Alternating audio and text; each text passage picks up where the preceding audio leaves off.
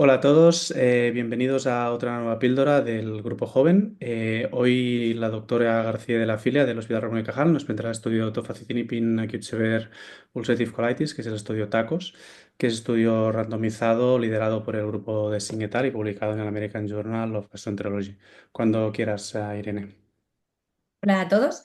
Muchas gracias, Eduard, por invitarme a comentar este estudio. Vamos a empezar con una breve introducción. Como sabemos, en los pacientes con colitis ulcerosa aguda grave, el tratamiento de elección en muchos casos siguen siendo los esteroides, pero en torno a un 30 o un 40% de los pacientes no van a responder a este tratamiento y van a necesitar un tratamiento de rescate. Y se ha visto que en los pacientes con colitis ulcerosa, corticorrefractarios con un brote grave, que necesitan un tratamiento de rescate, tienen una menor supervivencia libre de colectomía. ¿Y de qué depende esta ausencia de respuesta a corticoides intravenosos en el brote grave de colitis ulcerosa? Realmente no está claramente establecido, probablemente influyen diferentes factores. Entre ellos se ha visto que en estos pacientes hay un aumento de citoquinas proinflamatorias y más concretamente, en algunos estudios in vitro se ha observado una activación de la vía JAK1-JAK3 que contribuye a esta resistencia a los esteroides en este contexto. Esto ha llevado a preguntarse si podría aumentarse la eficacia y la respuesta a los corticoides el añadir fármacos inhibidores de JAK en los pacientes con brote grave de colitis ulcerosa.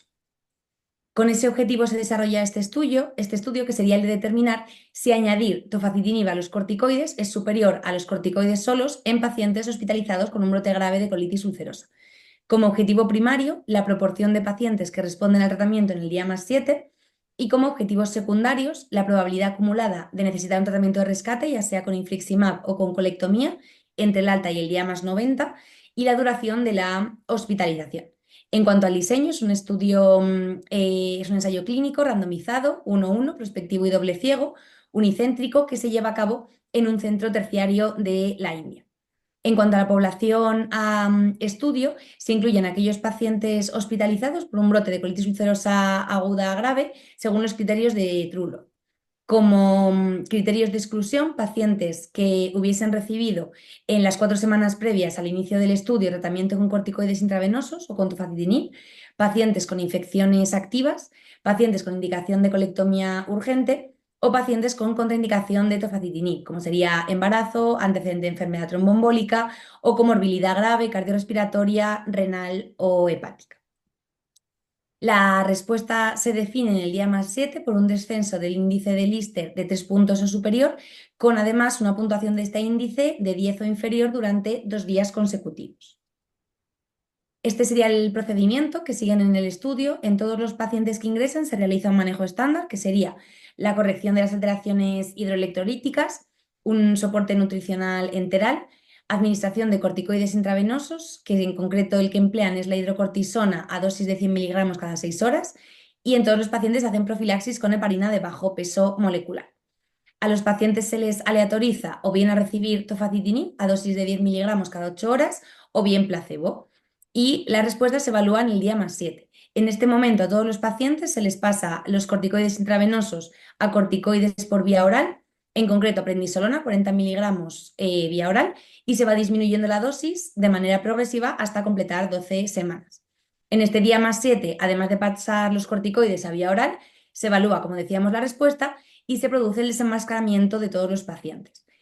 En los pacientes que habían respondido dentro del grupo del tofacitinib se pasa a un mantenimiento a dosis ya estándar de 10 miligramos cada 12 horas y en el grupo placebo se pasa a un mantenimiento con mesalazina a dosis altas y con azatioprina a dosis de 1,5-2 miligramos por kilo al día. A todos los pacientes se les sigue hasta el día más 90 y tanto en los pacientes que inicialmente no responden al tratamiento o los que sí responden pero pierden la respuesta en estos 90 días posteriores, se les realiza rescate o bien con infliximab o bien con colectomía.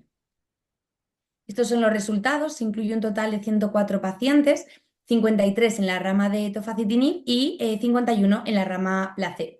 En cuanto a las características de los pacientes, que las tenemos aquí, no hubo diferencias estadísticamente significativas entre los dos grupos, salvo por el empleo de corticoides previamente, que era significativamente inferior en la rama del placebo. Cabe destacar también que la mayor parte de los pacientes previamente habían recibido solo tratamiento con mesalazina, pero sí que previamente habían sido tratados con azatioprina el 15% de los pacientes del grupo del tofacitinib y cerca del 12% de los pacientes del grupo placebo. Y la mayor parte de los pacientes son naif a biológicos, pero sí que hay un 6% en el grupo del tofacitinib y un 4% en el grupo del placebo que previamente habían recibido tratamiento con anti-TNF. En cuanto al objetivo primario, que sería la respuesta en el día más 7, se ve que este fue significativamente superior con tofacitinib con respecto a placebo, del 83% con respecto al 59%. También hubo diferencias significativas en cuanto a la terapia de rescate, que fue del 11% con tofacitinib en comparación al 31% con placebo. Con respecto a los objetivos secundarios, en cuanto a la tasa de rescate médico entre el alta y los 90 días posteriores, se ve que fue inferior con tofacitinib con respecto a placebo, tanto en el día más 7 como en el día más 30 como en el día más 90.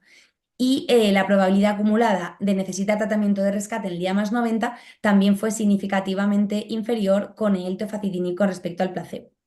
En cuanto a la duración de la hospitalización, aquí, aunque sí que numéricamente fue inferior con el tofacitinib, no se vieron diferencias estadísticamente significativas con respecto al placebo. En cuanto al análisis por subgrupos, no se ven diferencias importantes con respecto a lo que se ve en el análisis global, pero sí que encuentran que la máxima diferencia entre la necesidad de tratamiento de rescate con tofacitinib en comparación con placebo se ve en el grupo de pacientes que estaban con corticoides orales en el momento de la hospitalización y en los pacientes que previamente estaban en tratamiento con tiopurinas. Con respecto a la seguridad, se vieron efectos adversos en el 19% de los pacientes, 25% en el grupo del tofacitinib y 14% en el grupo del placebo, sin evidenciarse diferencias estadísticamente significativas. La mayor parte de estas reacciones adversas fueron leves, pero sí que hubo un evento trombótico que se dio en el grupo del tofacitinib, que fue una trombosis del seno venoso dural en un paciente. Hubo 5 fallecimientos a lo largo del estudio, uno de ellos en el grupo del tofacitinib y 4 de ellos en el grupo del placebo. Como conclusiones, destacar que la adición de tofacitinib a los corticoides mejora la respuesta en pacientes con colitis ulcerosa aguda a grave. El efecto beneficioso de añadir tofacitinib se mantiene más allá de los primeros 7 días, se vio una menor necesidad de tratamiento de rescate médico quirúrgico a los 90 días y dados estos resultados favorables, serían necesarios más estudios para determinar la posición del tofacitinib en los algoritmos terapéuticos del brote grave de colitis ulcerosa. Y esto es todo. Pues muy bien, yo creo que lo ha resumido súper bien, Irene. Vamos a discutir un poquito 4 cosas del estudio que, como hemos comentado, nos han llamado mucho la atención. Yo lo primero que te voy a preguntar, Irene, es sobre algunas cuestiones éticas que se me plantean al ver este estudio. ¿Qué opinas de que los resultados de este estudio se han analizado a los 7 días? Yo creo que estamos en pacientes con un brote grave de colitis ulcerosa. Esperar en todos los pacientes al día más 7 a evaluar la respuesta, yo creo que es demasiado. En general, las guías, y yo creo que lo que hacemos habitualmente en la práctica clínica es esperar hasta el día más 3 más 5 para ver si hay respuesta, y si no hay respuesta, ya iniciar un tratamiento de rescate. Quizás se podría esperar al más 7 en algunos casos, igual de pacientes que han respondido a algo, que no están tan graves, pero en todos los pacientes yo creo que es mucho y quizás esto ha influido en la respuesta al tratamiento de rescate, que haya sido inferior la respuesta al tratamiento médico de rescate y haya necesitado más colectomía por esperar tanto, y quizás incluso en esa mortalidad tan elevada que se ve en el grupo de pacientes con placebo. Exacto. Estoy totalmente de acuerdo. Y hablando de mortalidad, ostras, 5 muertos en el estudio, 4 en el grupo placebo. A mí me parecen muchísimos. No sé la experiencia que tenéis vosotros, pero la mortalidad, al menos que está reportada en España, no es tan alta. No sé si crees que en algún momento este estudio se tendría que haber parado cuando se habrían visto tantas diferencias entre los dos grupos o no. No sé qué opinas al respecto. Yo creo que quizás sí, es verdad que llama muchísimo la atención. Desde luego nuestra experiencia no es de esa mortalidad en los pacientes con brote grave, y la que hay reportada actualmente pues es inferior al 1%, y en este estudio pues eso, son 5 muertes y 4 de los 50 pacientes o 51 del placebo. Entonces yo creo que sí que o haber parado el estudio o haberlo replanteado para valorar la respuesta de manera más precoz, a los 3 días, a los 5 días, pero quizá lo que decíamos de haber esperado a los 7 pudo influir en esa mortalidad tan elevada que además se ve que es numéricamente superior en el placebo. Perfecto. Y cerramos cuestiones éticas y vamos a hablar un poquito del diseño, porque también hay algunas cosas que llaman la atención, ¿no? Al menos son cosas que son bastante diferentes a las que hacemos nosotros, que es como, por ejemplo, el uso de la hidrocortisona como corticoide. Sí, es verdad que eso también llama la atención. En las guías españolas y las guías europeas, y el que más yo creo que empleamos en la actualidad, lo que se recomienda es que el corticoide intravenoso sea la metilprednisolona, que yo creo que sí que en la práctica clínica es el que solemos emplear, al menos en España. Las dosis que se emplean de metilprednisolona, las recomendadas serían de 0,8 miligramos kilo día. En este estudio emplean dosis de hidrocortisona de 100 miligramos cada 6 horas en todos los pacientes, independientemente del peso. Estos serían 400 miligramos al día, que si nos vamos a la equivalencia con la metilprednisolona, como la hidrocortisona es 5 veces menos potente, sería equivalente a dar una dosis en todos los pacientes de 80 miligramos de metilprednisolona. Esto es mucho en pacientes que tienen un peso pues, inferior a 100 kilos, ¿no? Entonces, yo creo que probablemente en este estudio la dosis de corticoides en la mayor parte de los pacientes fuera superior a la recomendada y esto quizás sí que se pudo ver en los efectos adversos de los corticoides en los pacientes. No lo sabemos porque no nos lo dicen, pero sí que es verdad que llama la atención que es una dosis que parece elevada y que no la vemos ajustada al peso. Perfecto. Y otra cuestión que también nos ha llamado la atención es el uso de la azatioprina en mantenimiento a dosis de 1,5 miligramos, máximo 2 miligramos en los pacientes. ¿Te parece una dosis adecuada? Y aprovechando esta pregunta, no se ha mirado tampoco la tiopurimetiltransferasa en el estudio. ¿Crees que esto habría sido importante de determinar? ¿Crees una comparación justa, ¿no? Comparar tofa con unas dosis de azatioprina un poco inferiores a las que se usan en práctica clínica? A mí esto también me ha llamado la atención. Es verdad que las dosis que se recomiendan de azatioprina son de 2,5 miligramos kilo y son las que han demostrado eficacia. Y en este estudio, pues bueno, pues emplean dosis inferiores. Entonces, esto, claro, ha podido influir en la respuesta al tratamiento de mantenimiento en el grupo de placebo y quizás a una mayor necesidad de tratamiento de rescate en este grupo. Y esas diferencias con el mantenimiento con tofacitinib. Además, el no determinar la TPMT es verdad que no es imprescindible hacerla para empezar con tiopurinas, pero sí que si la tenemos y es baja, estaría contraindicado el empleo de tiopurinas por el riesgo de mielotoxicidad. Esto como no se ajusta por tiopurinas, ni se determina, o sea, por TPMT, ni se determina la TPMT, Y tampoco ha podido. niveles, tampoco se miran niveles en el estudio, Irene. No, eso, no, tampoco se miran niveles de metabolitos, tampoco, claro, se ajusta la dosis de tiopurinas por los metabolitos, entonces, pues ha podido influir, porque quizá en un paciente habría que aumentar la dosis si lo guiamos por metabolitos porque está infradosificado, esto no se ve y en este paciente pues ha ido a tratamiento de rescate cuando se podría haber optimizado la dosis de tiopurina. O sea que yo creo que sí que quizás ha sido un poco injusta ahí la comparación con el tofacitinib, porque bueno, pues era menos dosis de azatioprina y no ajustada por metabolitos. Perfecto. Y la última pregunta acerca del diseño es que en la tabla que ponías de características basales, ¿no? Se incluyen pacientes, en el estudio se incluyen en ambos grupos, pacientes no naif, ¿no? Ambos grupos, en el grupo tanto de azatioprina como de tofacitinib, hay pacientes que han llevado azatioprina y hay pacientes que han llevado anti-TNF. Entonces, a mí esto me parece un poco raro, ¿no? Realeatorizar pacientes al mismo grupo del tratamiento de mantenimiento que llevaban y que seguramente se han hecho una colitis grave habiendo llevado ese tratamiento, pues a lo mejor no sería el tratamiento que yo pondría después del brote. Y también me parece raro rescatar pacientes que han ido con anti-TNF y que no deben haber ido bien, ¿no? Porque si han entrado en este estudio es que seguramente no han ido bien, y usar el anti-TNF como terapia de rescate también en estos pacientes. A mí sí, eso también me llamó la atención, la verdad. Con respecto a lo primero, en el grupo placebo, en torno al 12% de los pacientes habían recibido previamente azatioprina, entonces pues interpretamos que no estaba siendo eficaz porque han tenido un brote grave en ese contexto, han fracasado previamente. Y en estos pacientes, en la rama placebo, que sí que responden a corticoides intravenosos, hacer el mantenimiento otra vez con azatioprina, pues no tiene mucho sentido Y de hecho, en el análisis por subgrupos se ve que en este subgrupo de pacientes en la rama placebo necesitan rescate el 100%. Entonces, pues tiene sentido porque son pacientes que habían fracasado previamente al tratamiento.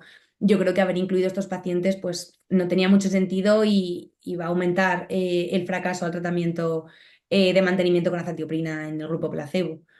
Y luego también llama la atención que aunque es verdad que no hay muchos pacientes incluidos que hayan fracasado a anti-TNF, sí que hay un pequeño porcentaje y en estos pacientes que el tratamiento de rescate vuelva a ser infliximab, pues, pues tampoco tiene mucho sentido y también ha podido influir en los resultados y en la necesidad de colectomía en estos pacientes. Totalmente de acuerdo. Vale, y hablando un poquito de resultados, yo creo que los resultados los has explicado súper bien, pero creo que si hablamos de JAK es obligatorio hablar un poquito de seguridad. ¿Qué opinas de la seguridad de los JAKs en colitis ulcerosa grave viendo este estudio?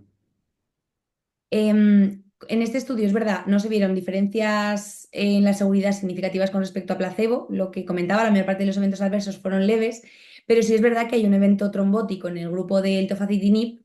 Y bueno, conocemos la alerta que hay con los inhibidores de JAK con respecto al riesgo de eventos tromboembólicos. Es verdad que en inflamatoria no ha sido confirmado, pero bueno, da un poco de miedo quizá emplear este tratamiento en pacientes con colitis ulcerosa aguda grave, que ya de por sí es un factor de riesgo para eventos trombóticos, más si además se emplean corticoides intravenosos, que también aumenta el riesgo de eventos trombóticos. Em, y bueno, pues sí que se ve un evento trombótico en estos pacientes, pero yo creo que quizá considerar que el tofacitinib por estos resultados no es seguro en este contexto, bueno, pues no tenemos suficiente información y sin duda hay que utilizarlos con precaución en los pacientes con colitis ulcerosa grave, pero bueno, yo creo que sí que podría plantearse su empleo. Tampoco sabemos si el paciente que presentó el evento trombótico, la edad que tenía, si tenía factores de riesgo cardiovascular, si tenía otros factores de riesgo trombótico. Entonces quizá también nos falta un poco de información. Perfecto. Y para cerrar un poquito este debate y esta discusión de este estudio, ¿qué te aporta a ti este estudio en tu práctica clínica, Irene? Bueno, yo creo que sin duda es un estudio interesante porque al final es un ensayo clínico que en inflamatoria pues no tenemos muchos y siempre bueno, pues, es de gran interés y aporta mucha evidencia. Y es el primero en el que se emplea tofacitinib en el contexto de colitis ulcerosa aguda grave. Es verdad que en el caso de este estudio emplean el tofacitinib en todos los pacientes añadido a corticoides intravenosos y, como decíamos, sobre todo en pacientes naïf a biológicos. Quizá en la práctica clínica de entrada no nos vamos a plantear en este tipo de pacientes emplear tanto corticoides intravenosos como tofacitinib cuando ingresan por un brote grave. Quizás lo plantearíamos más en pacientes que vienen de fracaso a biológicos previamente y fracasan a los esteroides, entonces aquí quizá como tratamiento de rescate pues plantearíamos emplear tofacitinib o a lo mejor incluso como terapia de rescate después de que haya fracasado el Inflixi o la ciclosporina. Pero así de entrada en todos los pacientes quizá sea un poco sobretratar el emplear tofacitinib y corticoides intravenosos así de entrada en todos, sobre todo en pacientes naïf. Perfecto. Estoy totalmente de acuerdo. Creo que no puedo aportar mucho a tu respuesta. Pues yo creo que esto es todo, Irene. Muchas gracias por tu brillante presentación y por responder a las preguntas de esta forma tan contundente. Así que muy agradecido por todo. ¿Vale? Muchas gracias. Pues nada, creo que lo dejamos aquí.